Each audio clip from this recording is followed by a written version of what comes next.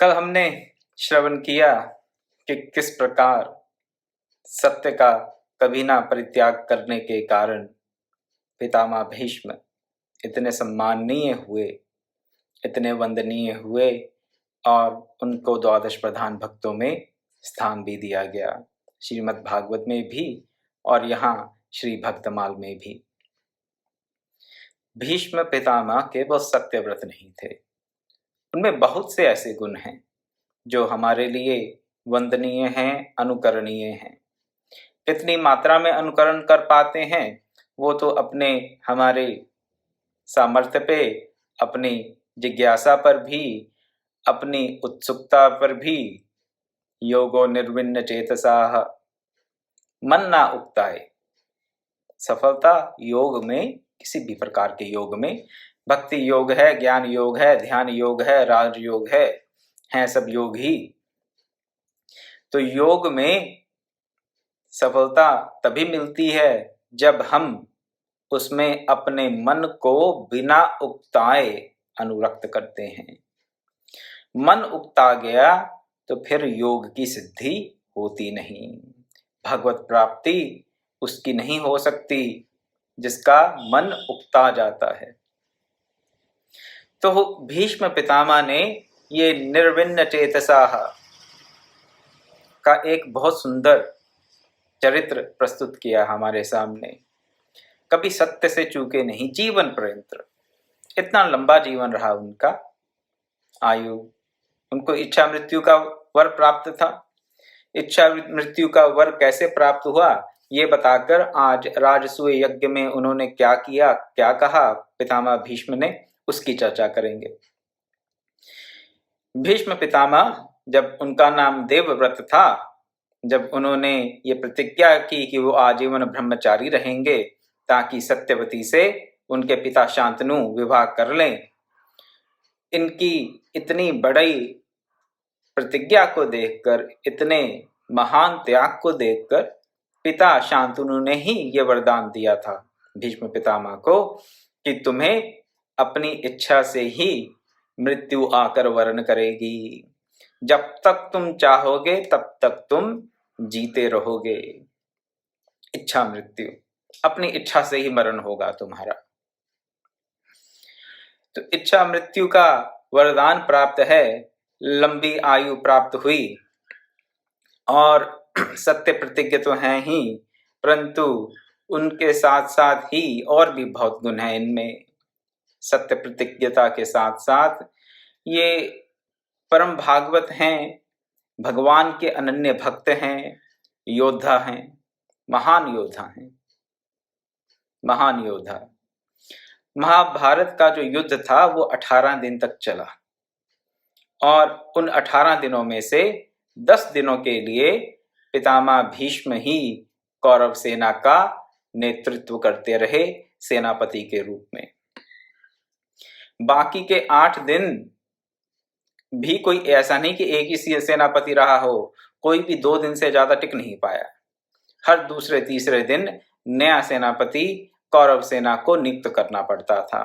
पर पितामह भीष्म ने कौरव सेना का 10 दिन के लिए नेतृत्व किया। इतनी, जिसे हम कह देते हैं बुढ़ापा, बूढ़े नहीं थे वो, बुढ़ापा तो अलग बात है, अब बुढ़ापा क्या होता है उसकी अभी चर्चा नहीं करूंगा, लेकिन जिसे एडवांस्ड एज कह देते हैं, एक बड़ी आयु में उन्होंने कौरव सेना का नेतृत्व किया, वो भी 10 दिन के लिए।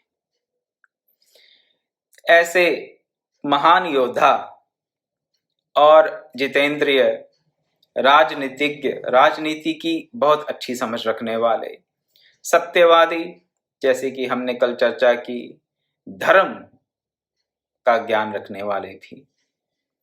परंतु इन सब गुणों से सर्वोपरि गुण पितामह भीष्म का ये रहा कि वो भगवान के अनन्य भक्त थे। भगवान की अनन्य भक्ति उन्होंने अपने हृदय में सदैव धारण किए रखी और उसी के चलते ही योगो निर्विण्ण चेतसाः, जिसके मन में भगवान के चरणों में अनुरक्ति होती है उसका मन कैसे उकताएगा। मन अनुरक्त हो तो फिर उकताता नहीं है। और मन जब दैव योग से, भगवत कृपा से, गुरु कृपा से, अपने पूर्व जन्म के शुभ कर्मों से कह लें, बात तो कुछ भी कह लें, परंतु अंततः बात आती है भगवत कृपा पर, समाप्त होती है बात आकर भगवत कृपा से ही उन भगवत चरणों में अनुरक्ति होती है। और जिसका मन भगवत चरणों में अनुरक्त हो जाता है फिर उसका मन कभी उकताता नहीं है, कभी नहीं उकताता। एक बार मन लग गया तो लग गया, फिर कहीं इधर उधर मन भटकता है नहीं। भीष्म पितामह जी की भी यही स्थिति थी। अनन्य भक्ति, अनन्य भक्त थे भगवान श्री कृष्ण के, और इस भक्ति का उन्होंने परिचय दिया युधिष्ठिर, धर्मराज युधिष्ठिर के राजसूय यज्ञ में। उन्होंने कैसे पहचान लिया कि भगवान कृष्ण अग्र पूजा के अधिकारी हैं? ये अग्र पूजा क्या है इसको भी थोड़ा समझ लें।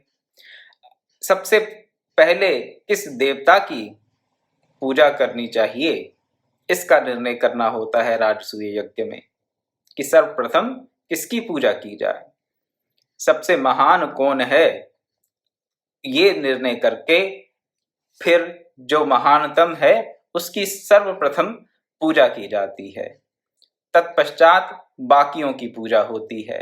इसे कहते हैं अग्र पूजा।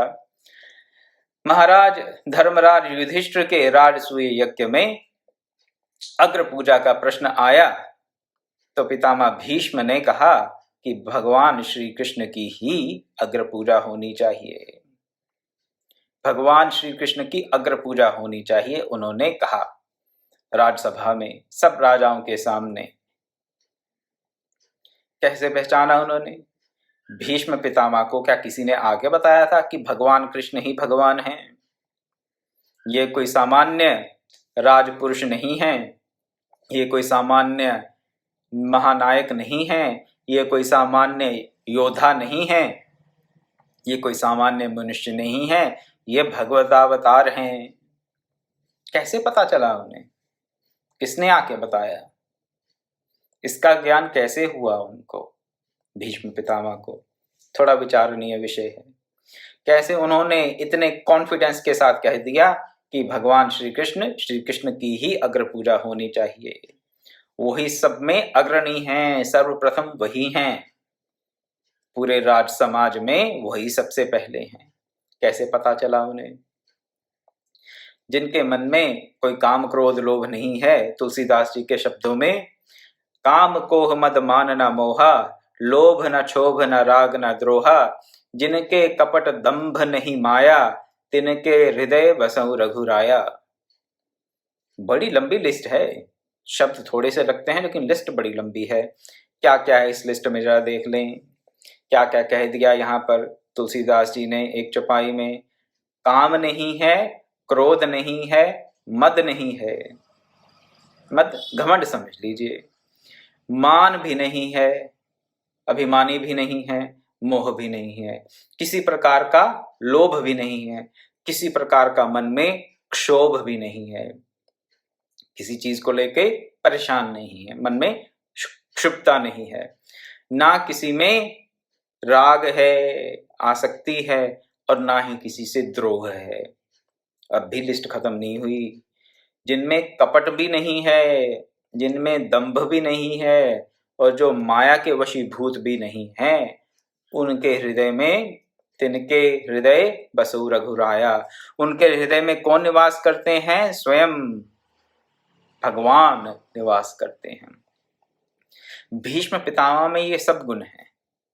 भीष्म पितामह में परम भागवत, भीष्म पितामह में भगवान के अनन्य भक्त भीष्म पितामह में ये गुण हैं सब। और जिस व्यक्ति में ये सब गुण हैं, यानी कि दिन में ये इन सब दुर्गुणों का अभाव है, उसके हृदय में भगवान स्वयं विराजमान होते हैं। और जिसके हृदय में भगवान स्वयं विराजमान हैं और उस व्यक्ति को भगवान का प्रत्यक्ष दर्शन हो रहा है अपने हृदय में, उसको भगवान बाहर कहाँ पर हैं, कौन से रूप में हैं, उसको पहचानने में कोई कठिनाई होती नहीं, कोई कठिनाई नहीं होती।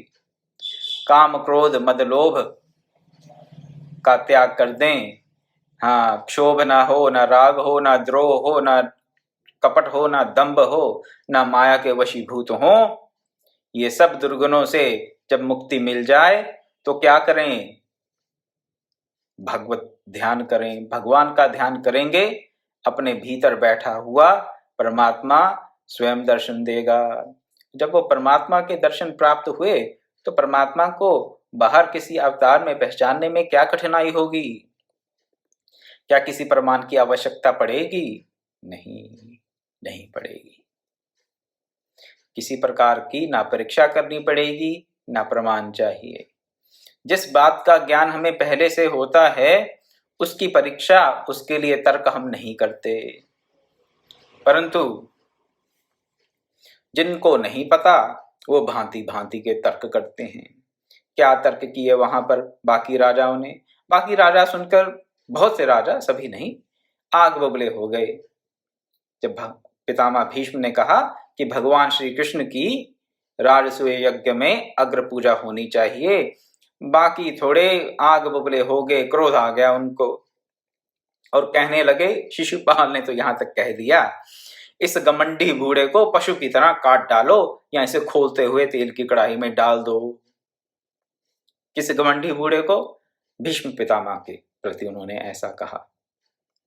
देखिए, दुनिया में कई प्रकार के लोग रहते हैं और किसी के आचार को, किसी के व्यवहार को, किसी के आचरण को देखकर, किसी के शब्दों को सुनकर हमें ना क्षुब्ध होना चाहिए, ना ही आश्चर्य करना चाहिए। शिशुपाल ने कह दिया, इस घमंडे बूढ़े को काट कर मार डालो या किसी एक कढ़ाई में गरम गरम तेल हो उसमें इसको डालकर इसकी जीवन लीला को समाप्त कर दो। इतना क्रोध। क्रोध भी क्या, पाश्विकता है। क्रोध का भी कोई लेवल होता है। क्रोध आ गया ठीक है, लेकिन ऐसी पाश्विक वृत्ति की बातें करना, भरी सभा में एक वयोवृद्ध व्यक्ति के प्रति ऐसे अपशब्द कहना, चलिए, आश्चर्य नहीं करना चाहिए। हर किसी की अपनी अपनी वृत्ति है और उस वृत्ति के अनुसार ही वो मनन चिंतन करते हैं, वैसे ही वचन कहते हैं और वैसे ही कर्म, वैसे ही क्रियाएं उनसे बन पड़ती हैं। गुना गुणेषु वर्तन्ते, गुण ही गुणों में वर्त रहे हैं। अब जो तमोगुण से अभिभूत जिसकी बुद्धि होगी, विपरीत बुद्धि होगी, वो तो यही कहेगा कि ये बूढ़ा ऐसा फालतू में क्यों बकबक कर रहा है, क्यों कृष्ण को सबसे बड़ा मान रहा है, इसकी जीवन लीला समाप्त कर दें, इसे काट डालें यहीं पे। तो ये दुर्गति हमारी हो जाती है कई बार। केवल शिशुपाल की ही बात नहीं है, हम भी ऐसे कुतर्क करते हैं। क्या कृष्ण वाकई ही भगवान थे? आज भी हैं बहुत से शिशुपाल इस जगत में। कृष्ण वाकई ही भगवान थे? अगर भगवान थे तो उन्होंने ऐसा क्यों किया? भगवान थे तो फिर वो जरासंध को क्यों नहीं हरा पर आए? भगवान थे तो मथुरा छोड़ के क्यों भाग गए? भगवान थे तो मथुरा छोड़कर फिर एक नए राज्य की स्थापना क्यों कर दी? भगवान थे तो वो फिर छल क्यों करते थे? भांति भांति के प्रश्न, भांति भांति के प्रश्न, कुतर्क मन में उठते रहते हैं। ये जो कुतर्क हैं, अज्ञान एक बात है, भगवान कृष्ण भगवान नहीं है एक बात, लेकिन ये जो कुतर्क करना है ये तो और भी हमें कहाँ धकेलता है, घोर अंधकार में। इसके लिए ईशोपनिषद का एक मंत्र आपके सामने रखता हूं।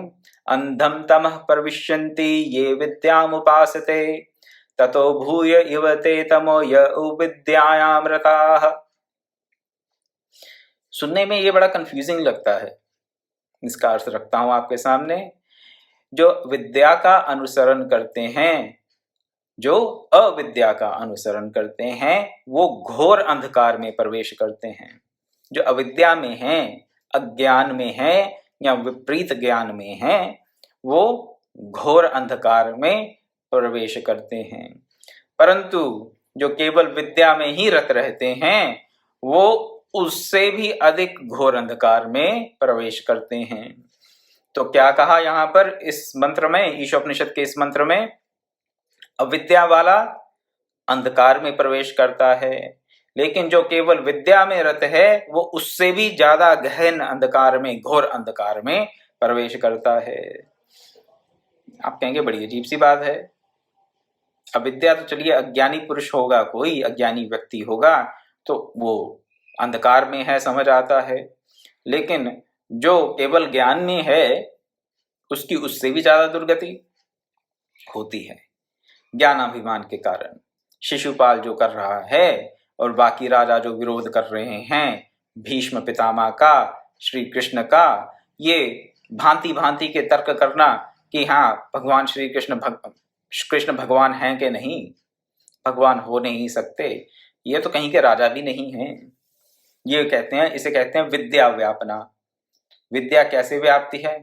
अरे इतने बड़े बड़े शूरवीर राजा हैं यहाँ पर, चक्रवर्ती राजा हैं, तो उनमें से किसी की अगर पूजा कीजिए, लेवल देखते हैं ना। आजकल भी हम यही करते हैं। ये केवल राजसूय यज्ञ की बात नहीं है, ये केवल एक बार की कोई घटना नहीं है, ये महाभारत की घटना, ये पूर्ण महाभारत तो नित्य निरंतर घट ही रही है, अब भी घट रही है। क्या करते हैं हम लोग? अच्छा, अरे ये तो इसका तो सोशल स्टेटस कम है, उनका ज्यादा है।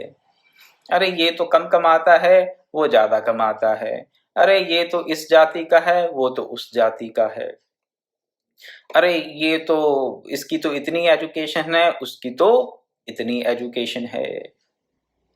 भांति भांति, ये क्या इसे कहते हैं विद्या व्यापना। इसी इसी बात को लेकर कहा गया कि जो केवल विद्या में रत रहते हैं वो उनसे भी ज्यादा घोर अंधकार में प्रवेश करते हैं जो कि अविद्या में है। जो अबोध व्यक्ति है, अबोध व्यक्ति इस प्रकार के कुतर्क नहीं करेगा, स्टैंडर्ड नहीं गिनाएगा लोगों के, किसी को ऊंचा और नीचा नहीं बोले, क्योंकि वो तो अबोध है। जिसको स्टैंडर्ड का पता ही नहीं है, क्राइटेरिया का पता नहीं है, मापदंड का पता नहीं है, ऊंच नीच का पता नहीं है, ऐसा अज्ञानी पुरुष भगवान को प्राप्त ना कर पाए कह नहीं सकते, परंतु इस प्रकार के कुतर्क तो नहीं करेगा। अज्ञान में है, अंधकार में है, मान लिया, हरिओम। लेकिन जो केवल और केवल ज्ञान में रत हैं, केवल और केवल मापदंड लेकर दूसरों को नापने में लगे रहते हैं, भगवान है कि नहीं, नहीं हो सकते भगवान, किसी देश के राजा तक नहीं है। और वैसे भी देखा जाए तो ठीक है, क्षत्रिय कुल में उत्पन्न हुए, राजवंश में उत्पन्न हुए, लेकिन इनका लालन पालन तो कहाँ गवारों में, वहां हीरों में हुआ, गोप गोपियों में हुआ, तो कुछ अपब्रिंगिंग इनकी स्टैंडर्ड की नहीं है।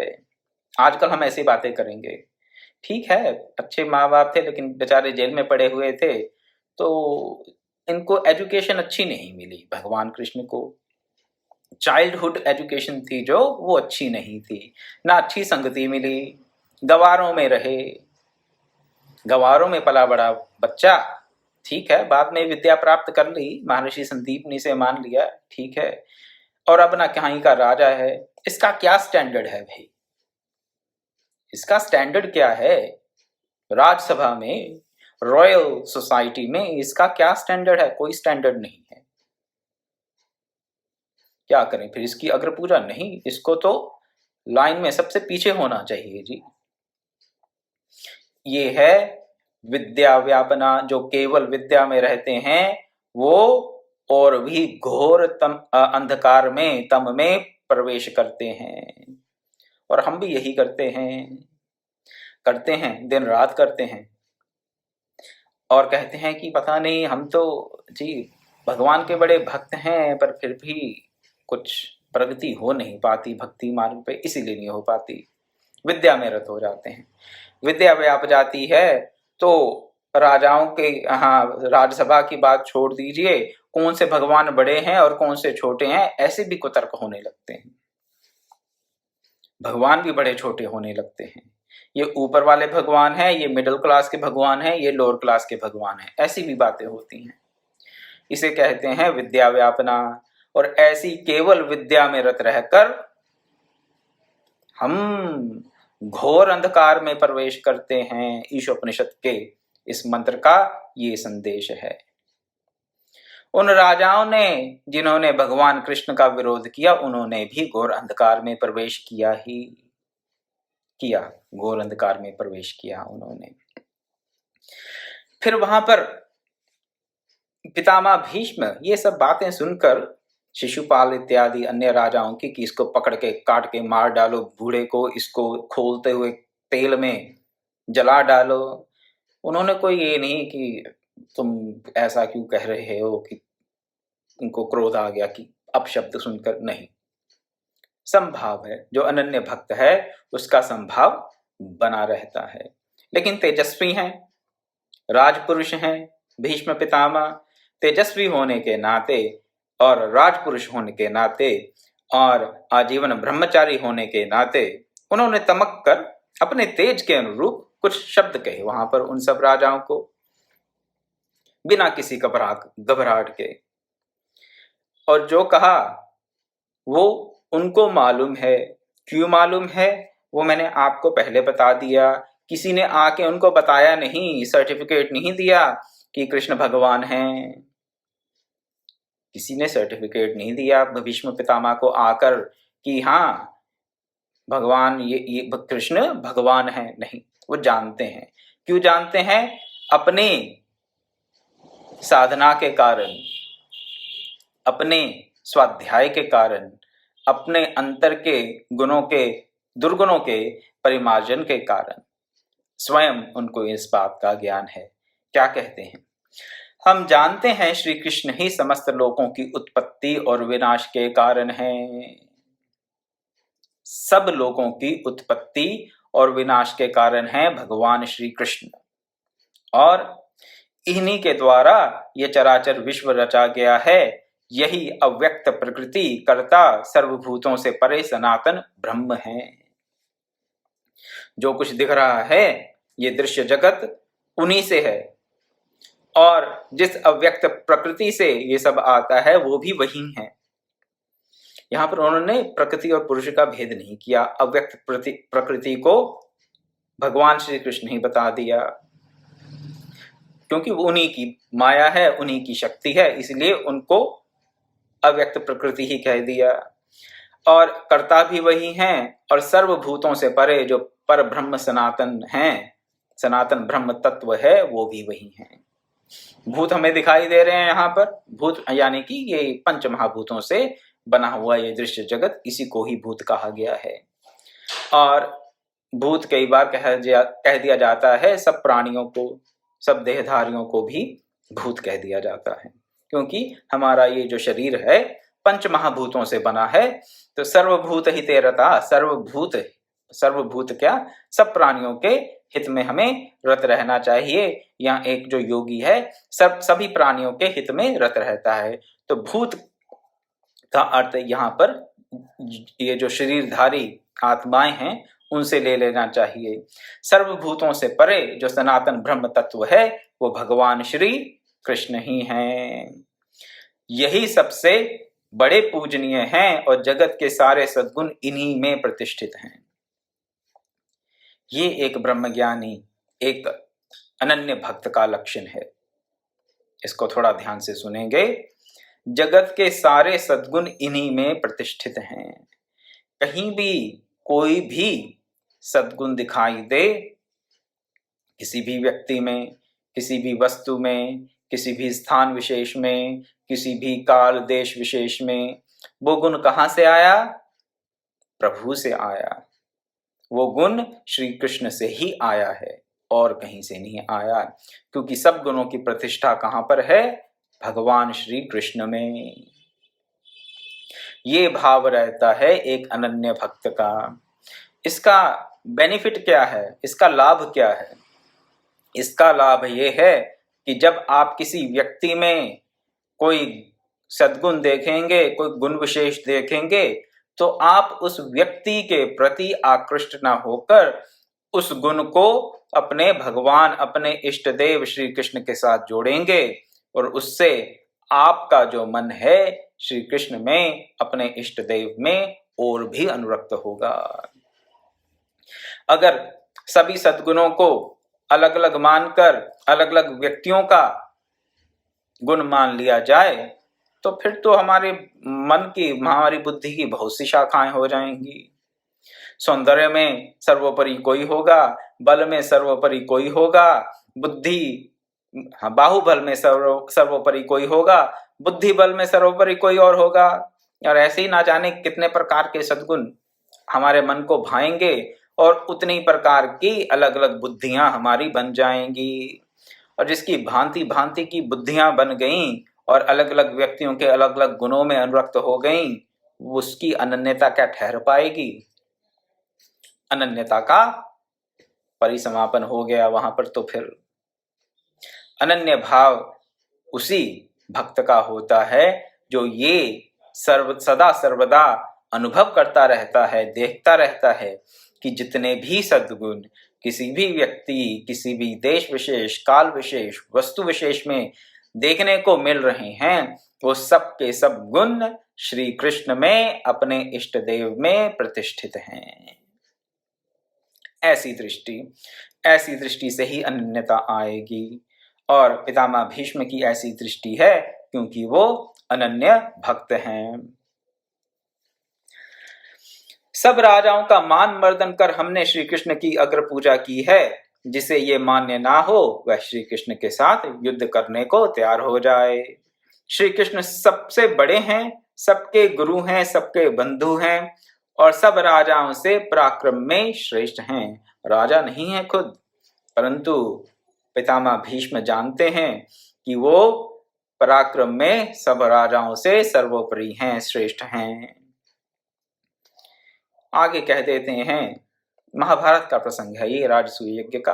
कह देते हैं कि अब जिनको उनकी अग्र पूजा अच्छी नहीं लगती, उन मूर्खों के बारे में और मैं क्या कहूं। मुझे जो कहना था मैंने कह दिया। अगर मेरी बात अच्छी नहीं लगती, अगर आपको भगवान कृष्ण की अग्र पूजा अच्छी नहीं लगती, तो श्री कृष्ण से युद्ध कर लो। अगर विजयी हो गए तो फिर आपकी बात मान लेंगे। परंतु पितामह भीष्म जानते हैं कि ऐसा होने वाला नहीं है। श्री कृष्ण के पराक्रम का कोई पार पा नहीं सकता, चाहे जितना भी बड़ा सम्राट वहां ना बैठा हो, चक्रवर्ती राजा क्यों ना हो, श्री कृष्ण के पराक्रम का पार नहीं पा सकते। ऐसी मन में उनकी दृढ़ आस्था है, ये वो जानते हैं, मानते ही नहीं है, वो ये जानते हैं। भगवान को मानने से काम नहीं बनता, भगवान को जानना पड़ता है। भगवान को केवल मानने से काम नहीं बनता। मानने वाले तो बहुत से धर्म हैं, बहुत से संप्रदाय हैं। भगवान को मान लो, मान लिया, अंधश्रद्धा हो गई, अंधविश्वास हो गया और उसके चलते आपको मरने के बाद स्वर्ग, ये जन्नत और क्या पैराडाइज में स्थान मिल जाएगा। मानने भर से मान लो, लेकिन सनातन धर्म की ये परंपरा नहीं है। केवल मानने से काम नहीं बनेगा, भगवान को जानना भी है। आप कहेंगे भगवान को क्या हम जान सकते हैं? हाँ, जान सकते हैं, जब वो जना दे तो जान सकते हैं। और उसके लिए क्या करना है? पितामह भीष्म जैसा अपना चरित्र बनाएं जितना हो सके। उनके जैसे पूर्ण रूप से तो शायद ना बन पाए, लेकिन उनके चरित्र से प्रेरणा लेकर सत्य में अपने आप को प्रतिष्ठित करके अनन्य भक्ति का आश्रय लेकर भगवान को जानने का प्रयास करें। केवल मानने से ही बात नहीं बनेगी। भीष्म पितामह ने जो भी यहाँ पर कहा, ये सब वो मानते ही नहीं है, वो जानते हैं। कहते हैं शुरू में, हम जानते हैं। उन्होंने ये नहीं कहा हम मानते हैं कि कृष्ण सबसे बड़े हैं, कृष्ण सबसे पराक्रमी हैं, कृष्ण ही इस जगत के आधार हैं, कृष्ण ही परब्रह्म सनातन है। ये नहीं कहा कि हम मानते हैं। मानने की बात से काम नहीं बनता, सनातन धर्म में जानना पड़ता है। और जानेंगे साधन से, सत्संग से, स्वाध्याय से, अपने अंतर के दुर्गुणों के नाश से। जिन दुर्गुणों की लिस्ट आपको मैंने पहले बता दी, काम, क्रोध, मद, मान, मोह, लोभ, क्षोभ, राग, द्रोह, कपट, दंभ और माया का परित्याग करेंगे तो भगवान को अवश्य ही जान जाएंगे। भगवान फिर जना देगा, अपने आप को जानने की आवश्यकता नहीं पड़ेगी, वो जना देगा। और जब उसके जनाए से जान जाएंगे तो ही भीष्म पितामह की तरह पूरे कॉन्फिडेंस के साथ ये कह सकेंगे। नहीं तो कहेंगे हाँ हमने पढ़ा है, सुना है, लोग कहते हैं, संत कहते हैं, ऐसा है ऐसा है। तो फिर बात बनेगी नहीं पूरी। बात तब बनेगी पूरी जब जान जाएंगे। और जानने के लिए स्वाध्याय, सत्संग, अपने अंतर के दुर्गुणों का परिमार्जन साधन के द्वारा, जप के द्वारा, अनन्य भक्ति के द्वारा, श्रद्धा के द्वारा और बिना उकताए हुए मन के साथ उस भगवान को जानने की कोशिश करेंगे। भक्ति मार्ग सुगम है तो उससे आपको लाभ होगा। और यहाँ पर जो जो भगवान श्री कृष्ण के बारे में पितामह भीष्म ने कहा, वही बातें भगवान ने अपने बारे में गीता में भी कही हैं। ऐसा नहीं कि पितामह भीष्म जानते हैं और उसके अलावा हमें और कोई प्रमाण नहीं मिलता इन बातों का। भगवान ने खुद अपने बारे में ये बातें भगवत गीता में कही। लेकिन अगर अब उनकी चर्चा करूंगा तो समय ज़्यादा हो जाएगा, इसलिए उस चर्चा को हम कल शुरू करेंगे कि जो जो गुण भगवान के, श्री कृष्ण के गुण यहाँ पर पितामह भीष्म ने राजसूय यज्ञ में अग्र पूजा होने के वक्त व्यक्त किए राजसभा में, उन गुणों को, उन कारणों को भगवान श्री कृष्ण ने गीता में कहाँ कहाँ कहा अपने बारे में, उसकी चर्चा कल करेंगे। आज के सत्संग को मैं यहीं विराम देता हूँ। आशा है कि आप नित्य निरंतर इस सत्संग का लाभ प्राप्त कर रहे होंगे। आपके जीवन में, आपके साधन में कुछ परिवर्तन आ रहा होगा और उस परिवर्तन के चलते आप लाभान्वित हो रहे होंगे। एक बार फिर भगवान श्री कृष्ण के पावन प्राकट्य दिवस श्री कृष्ण जन्माष्टमी पर आप सबको अनंत अनंत मंगल कामनाएं और शुभकामनाएं देते हुए और प्रभु चरणों में, गुरु चरणों में ये प्रार्थना करते हुए कि नित्य निरंतर वो बाल गोपाल आपके हृदय रूपी आंगन में प्रकट होते रहें। केवल जन्माष्टमी के दिन ही नहीं, नित्य निरंतर प्रकट होकर आपको दर्शन देते रहें और उन दर्शनों से आप उनके साथ ऐसा संबंध स्थापित कर लें प्रेम का कि आपको और किसी संबंध की, आपको किसी और आवश्यकता का भान ही ना रहे, ध्यान ही ना रहे। उस परम अवस्था में अनन्य भक्ति स्वयं प्राप्त होगी और हम अवश्य ही कल्याण का भाजन बनेंगे। इन्हीं शब्दों के साथ मैं अपनी वाणी को विराम देता हूँ।